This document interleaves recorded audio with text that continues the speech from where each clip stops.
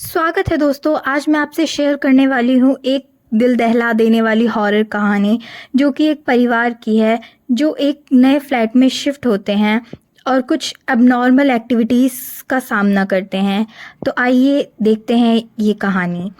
तो ये कहानी है फ्लैट नंबर 703। नोएडा सेक्टर 62 में बने एक अपार्टमेंट में गुप्ता परिवार ने हाल ही में एक फ्लैट खरीदा था। Flat number 703।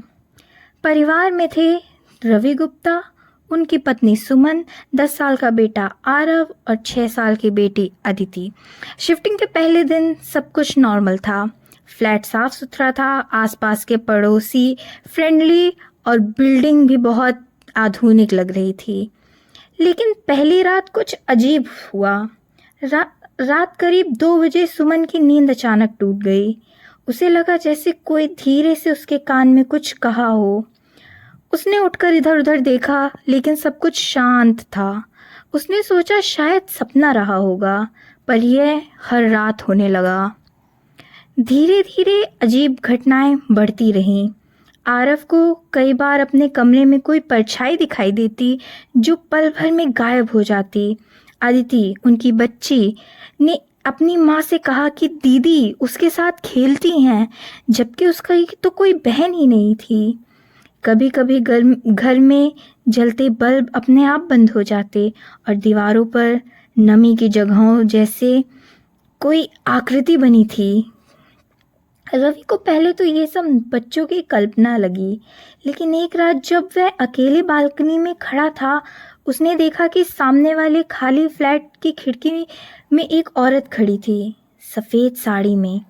उसकी आंखें लाल थी और चेहरा धुंधला था। रवि ने नीचे रहने वाले बुजुर्ग शर्मा जी से अगले दिन बात करी। शर्मा जी ने बताया कि फ्लैट नंबर 703 करीब 5 सालों से खाली पड़ा था। वहाँ पहले एक परिवार रहता था, जिनकी एक छोटी बच्ची थी, जिसकी एक दिन अचानक मृत्यु हो गई। कहा जाता है कि वह बालकनी से गिर गई थी, लेकिन कुछ लोग मानते हैं कि उसे किसी ने धक्का दिया था। उसके बाद वह परिवार फ्लैट छोड़कर चला गया, और जो भी उसमें रहने आया वो ज़्यादा दिन नहीं टिक पाया। कोई बीमार पड़ जाता, किसी के साथ एक्सीडेंट हो जाता था, मानसिक परेशानियां होने लगती। ये सब सुनने के बाद रवि चुपचाप वहाँ से चला गया। एक रात सुमन को ज़ोर से किसी के रोने की आवाज़ आई। वह उठी और देखा कि अदिति कमरे में नहीं है। वो और रवि तुरंत उसे ढूंढने लगे। अदिति बालकनी में खड़ी थी, उसी जगह जहाँ पहले लड़की की मृत्यु हुई थी। अदिति बोल रही थी, दीदी कह रही है कि मैं भी उनके साथ चलूं खेलने नीचे। रवि ने दौड़कर अदिति को खींच लिया। वह लगभग बेहोश थी। उसके बाद उन्होंने तुरंत पंडित बुलाया। अगले दिन पंडित आया। पंडित ने पूजा की, हवन कराया और बताया कि फ्लैट में एक आत्मा है, एक छोटी लड़की की जो अकेली है और अपने जैसे किसी को अपने साथ चाहती है। पूजा के बाद वह आत्मा शांत हुई, ऐसा पंडित जी ने कहा, लेकिन उन्होंने सलाह दी कि फ्लैट छोड़ देना ही सही रहेगा। गुप्ता परिवार ने हफ्ते भर के भीतर ही नया घर देखना शुरू कर दिया। उन्होंने फ्लैट नंबर 703 को हमेशा के लिए छोड़ दिया।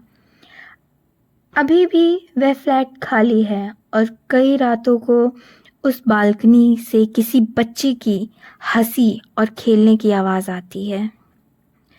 तो इससे हमें क्या सीखने को मिलता है कि कभी कभी नई जगहों पर जाने से पहले उसके इतिहास को जान लेना ज़रूरी होता है। हर चमकती चीज़ सोना नहीं होती और हर नया घर घर नहीं होता। तो दोस्तों, ये थी आज की हमारी हॉरर स्टोरी। आपको ये कैसी लगी प्लीज़ कमेंट सेक्शन में बताइएगा। अगर आपको ये वीडियो पसंद आई तो प्लीज़ वीडियो को लाइक करिए, चैनल को प्लीज़ सब्सक्राइब कीजिए और बेल आइकन को प्रेस करना मत भूलिएगा। Thank you so much.